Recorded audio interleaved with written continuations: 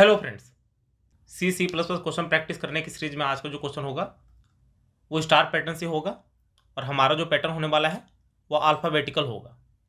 अभी तक जो हम लोग कर रहे थे वो एस्टेरिस्क सिंबल प्रिंट हो रहा था, लेकिन कभी कभी आपको अल्फ़ाबेट से रिलेटेड पैटर्न पूछ दिया जाता है, तो इसको भी हम लोग स्टार पैटर्न में ही कंसिडर करेंगे, क्योंकि इसका भी जो लॉजिक होता है वो स्टार पैटर्न की तरह ही होता है।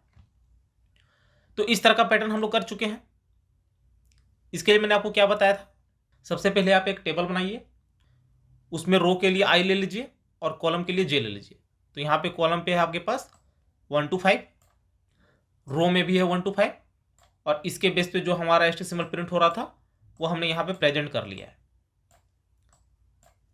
अब यहाँ पे यदि आप ध्यान से देखोगे तो जब आई का वैल्यू 1 था तो जे 1 था, आई का वैल्यू 2 था तो जे 1 and 2 था, आई का वैल्यू 3 था तो जे 1 to 3 था। मतलब जे का वैल्यू हमेशा आई के इक्वल रह रहा है और आई से लेस रह रहा है, तो उसके लिए जो हमारा कंडीशन बन गया वो जे less than equal to I हो गया। इस तरह के पैटर्न हमने बहुत सारे कर रखे हैं, तो यदि आपने उन वीडियोज को नहीं देखा है उसे आप जरूर देखें। तो हमारा यहाँ पे कंडीशन बन गया। तो मैंने आपको बताया था कि जैसे ही आपको कंडीशन मिल जाता है आपका क्वेश्चन सॉल्व हो जाता है। आपको कुछ नहीं करना होता है, पहले रो के लिए लूप चलाना होता है, फिर कॉलम के लिए चलाना होता है, उसके बाद आपको इफ एल्स कंडीशन लेने होते हैं। इफ में आपको एस्टेरिस्क सिंबल प्रिंट करवाना होता है और एल्स में बेसिकली आपको स्पेस प्रिंट करवाना होता है। तो उसी के बेस पे यहाँ पे एक फाइल बना लेते हैं, file new empty file, control S, यहाँ पे कर लिया MCQ 40.cpp, एंटर। यहाँ पे हेडर फाइल्स इंक्लूड कर लेते हैं, तो हैश इंक्लूड आईओस्ट्रीम,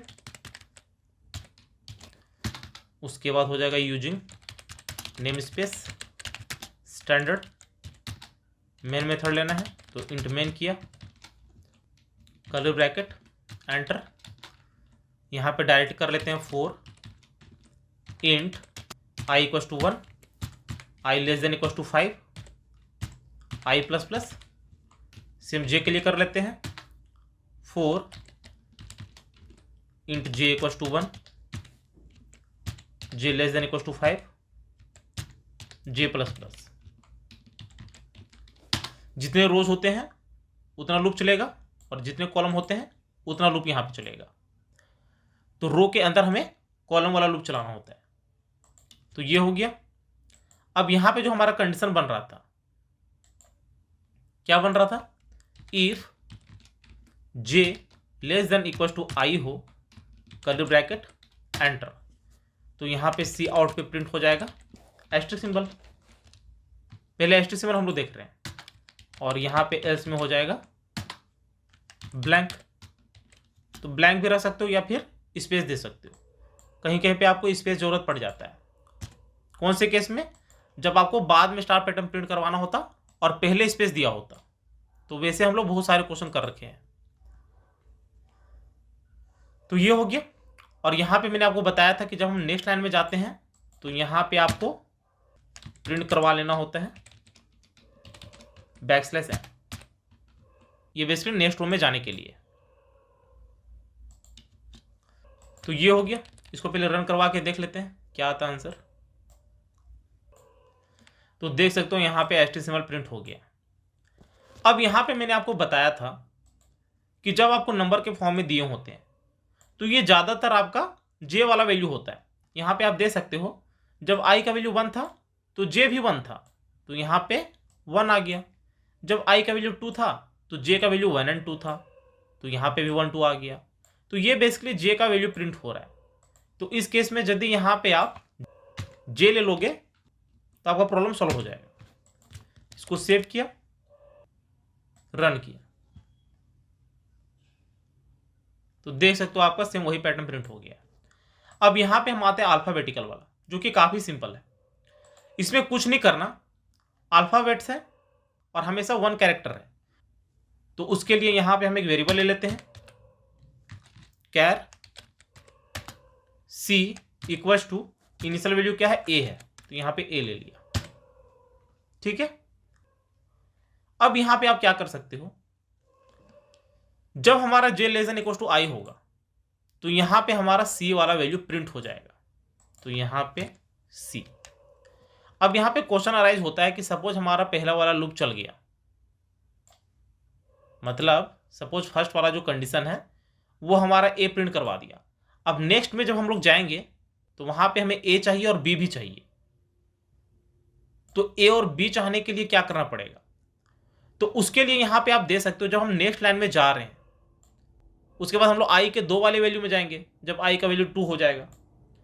तो यहां पे हम लोग क्या करेंगे, एक्चुअल में c का वैल्यू a रख लेंगे क्योंकि स्टार्टिंग वैल्यू a है। यहां पे हमने मेंशन कर दिया, वो एक अलग से है, यहां पे आप कुछ और रख सकते थे। लेकिन यहां पे हम लोग देख रहे हैं कि जब हमारा लूप स्टार्ट हो रहा है तो लूप स्टार्ट होते ही जो c का वैल्यू होगा वो a होगा। तो जब यहां पे फर्स्ट वैल्यू प्रिंट होगा तो a होगा। लेकिन जब सेकेंड लूप चलेगा j वाला, मतलब यहां पे जब सेकेंड लूप चलेगा j वाला, तो यहां पे आपके पास क्या होना चाहिए, b होना चाहिए। तो b होने के लिए इसको इंक्रीमेंट करवाना पड़ेगा। तो इंक्रीमेंट करवाने के लिए आपको क्या करना पड़ेगा, यहां पे सिंपली कर देना पड़ेगा c प्लस प्लस। तो ये क्या करेगा, c का वैल्यू इंक्रीमेंट कर देगा। ये भी आपका नंबर की तरह चलता है, तो ये भी यहां पे फिर बाद में b प्रिंट करवा देगा। उसके जब थर्ड लूप चलेगा तो थर्ड में यहाँ पे c इक्वल टू a मिलेगा इसको। तो यहाँ पे एक बार a प्रिंट करवाएगा, j के सेकंड वाले वैल्यू पे b प्रिंट करवा देगा क्योंकि यहाँ पे हमने इंक्रीमेंट करवा दिया है, फिर इसको c प्रिंट करवा देगा। तो इसको चेक कर लेते हैं, इसको सेव किया, रन किया, तो देख सकते हो सेम पैटर्न आपका प्रिंट हो गया। तो यदि आपको एसटी सिंबल प्रिंट अच्छे से करवाना आ गया है तो आपको अल्फाबेट प्रिंट करवाना भी आ जाएगा। यहाँ पे काम और कर सकते थे, यहाँ पे कैपिटल ए है, यदि आप स्मॉल ए लेते तो वो स्मॉल ए वाला प्रिंट करवा देता, तो वो भी आप कर सकते थे। तो उम्मीद है ये वीडियो आपको जरूर अच्छी लगी होगी। यदि अच्छी लगी होगी तो चैनल को शेयर और सब्सक्राइब जरूर करें, साथ ही बेल आइकन को ही प्रेस कर लेना ताकि जैसे भी नया वीडियो अपलोड करूँ उसकी नोटिफिकेशन आपको तुरंत मिल जाए। Thank you, happy learning.